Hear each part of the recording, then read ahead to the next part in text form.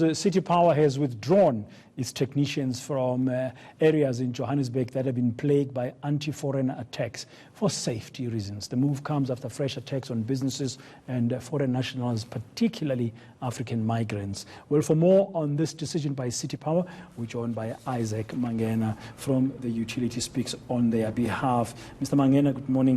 Thank you very much for your time. It's not a good situation to find yourselves in, that you've had to withdraw your response teams for these xenophobia flashpoints, as we call them. Yes, indeed, and I think it's an unfortunate situation. We are doing it purely for safety reasons. Have any of your response teams come under attack that made you to say, listen, it's just going to be dangerous, or it's a precautionary measure?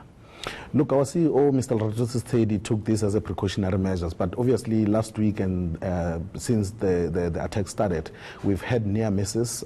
We've had situations where we couldn't drive into certain areas, especially Alexandra, Lenasia as well, but even Rosettenville and Joburg CBD. So we couldn't, but we didn't even issue the statement, but we told our employees and contractors to exercise to take precautionary measures. Because the violence has been threatening their lives, so to speak. Have they been intimidated as well, not to come in? I'm just asking this because on the one hand, we are hearing that African migrants are targeted, but also local businesses have been targeted. So we have this criminal element all around. Have they been preventing your response teams and contractors from working?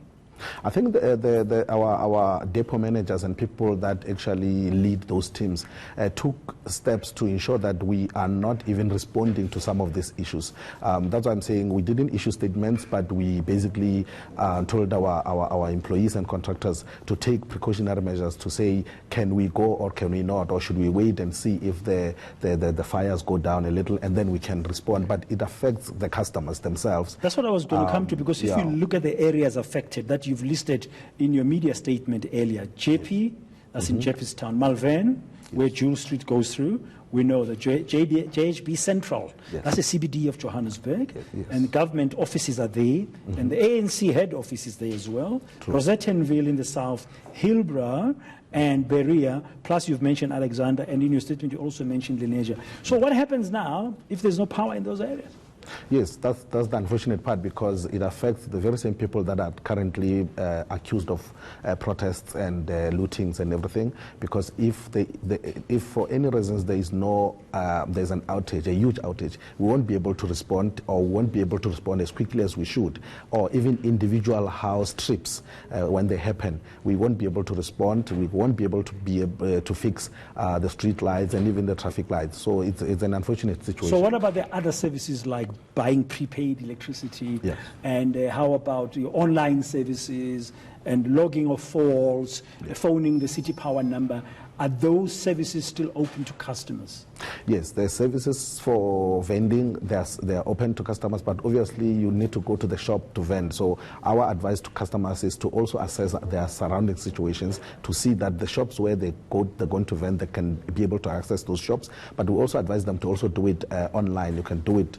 You can buy electricity from your bank or even our City Power app where you can access this. But remember, most of the areas where we operate are still fairly safe. Your Randburg, Midrand, Rudeport, and even other areas. And parts of Johannesburg, there are those that are still safe. Still safe. We are operating there, so we haven't suspended totally our services across the city. Yeah, those are, when you say service, but the physical presence, the physical of contractors presence, and your response trucks on the ground. On the ground, that's what you've suspended in selected areas. In selected areas, and then of course this morning we're meeting to assess whether we need to prolong this throughout the week. You know, sometimes it will start in Melville, but then ends up in Lenasia. Lenasia was fairly safe last night, was quiet. Alexander was also quiet this morning, but we don't know what will happen after we drop this. So on an ongoing basis today, you're going to be reassessing the situation, and you might then make a different decision. Yes. But if you still feel unsafe,